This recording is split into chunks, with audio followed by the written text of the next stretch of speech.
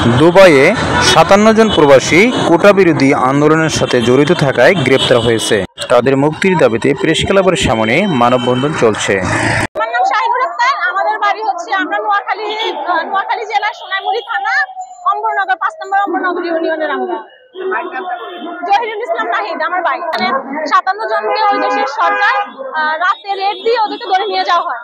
আমার ভাই হচ্ছে এখানে মেন সমন্বয়ক ছিল।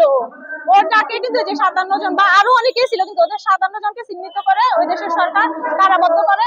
এটা আমরা ২০শে জুলাই জানতে পারি, রাতে ৮টা থেকে ৯টার মধ্যে। ওই সময় আমরা এটা জানছি, কিন্তু আমরা এখন পর্যন্ত শিওর না যে ওরা আসলে কি ওইখানে কারাবদ্ধ অবস্থায় আছে নাকি নাই। আমরা এখন পর্যন্ত কোনো কিছু জানি না, কোনোভাবে যোগাযোগ করতে পারতেছি না।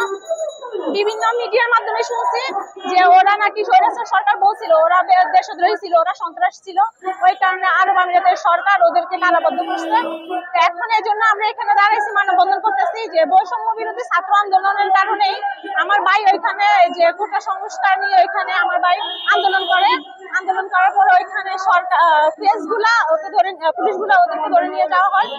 এখন মাননীয় প্রধান উপদেষ্টা বা যে সমন্বয়ের যে ৬ জন ছিল তাদের ডাকে কিন্তু আসলে ওরা এখানে আন্দোলন করছে দেশ প্রেমের তাগিদে। আর ওরা যদি কোটা সংস্কার নিয়ে কোনো কথা না বলতো তাহলে কোনো প্রবলেম ছিল না ওদের। ওরা যেহেতু রেমিটেন্স যোদ্ধা, ওরা কিন্তু অলরেডি এখানে কাজ করতেছে। ওরা শুধু আমাদের দেশের ভালোর জন্য, দেশের যে ছাত্ররা ওদের একটা জবের জন্য। তো এখন আপনারা সবাই যে যার ঘরে চলে গেছেন, আপনারা আমাদের দেশে মোটামুটি সব বিষয়ে পরিস্থিতি স্বাভাবিক হয়ে গেছে, কিন্তু আমার ভাই এখনো কারাবদ্ধ অবস্থায় আছে। তো আছে কিনা আমরা কিন্তু এখনো শিওর না। আমি চাচ্ছি যে মাননীয় প্রধান উপদেষ্টা, তারপর হচ্ছে যে আসিফ মাহমুদ ছাত্র সম্মেলন কর্মী, তারপর নাহিদ ইসলাম, ওনারা যেন এই ব্যাপারটা নিয়ে কথা বলেন। ওনারা যত দ্রুত কথা বলবেন তত দ্রুত আমার ভাইকে আমরা দেশে ফিরিয়ে আনতে পারবো। আর ডক্টর মোহাম্মদ ইউনূস উনি যেন এই বিষয়টা খুব ভালোভাবে নেয়, উনি যেন নিজ দায়িত্বে উনি কথা বলেন। আর আমার এতটুকু বিশ্বাস যে উনি যদি কথা বলেন তাহলে অতি দ্রুতই আমার ভাইকে আমরা দেশে ফিরে আনতে পারবো। আমার ভাই সহ যে আরো ৫৭ জন ছিল তাদের সবাইকে। আর আমরা মিডিয়ার মাধ্যমে জানি যে কারো যাবজ্জীবন দেওয়া হয়েছে, কারো ৭ বছর, কারো ১১ বছর।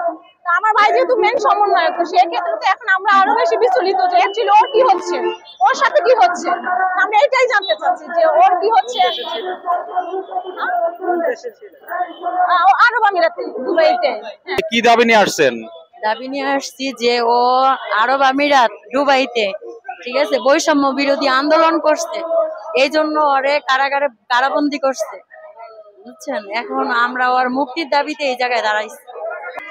আমাদের আকুল আবেদন থাকবে এবং ওই কূটনীতিকের সাথে যোগাযোগ করে ওই দেশের সরকারের সাথে আলাপ আলোচনা করে আমাদের এই ভাতিজা এবং ভাইরা এই ৫৭ জন যারা জেল হাজতে আছে অতি তাড়াতাড়ি যেন অতি শীঘ্রই এবং আমাদের মুক্তি পায়।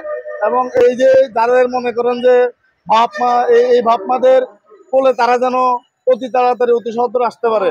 এবং কি ওরা ওইখানে যে কর্মজীবী আছে ওদের কর্মতে যেন কোনো সমস্যা না হয় এবং ডাক্তার ইউনূস স্যারের কাছে এটা আবেদন থাকবে।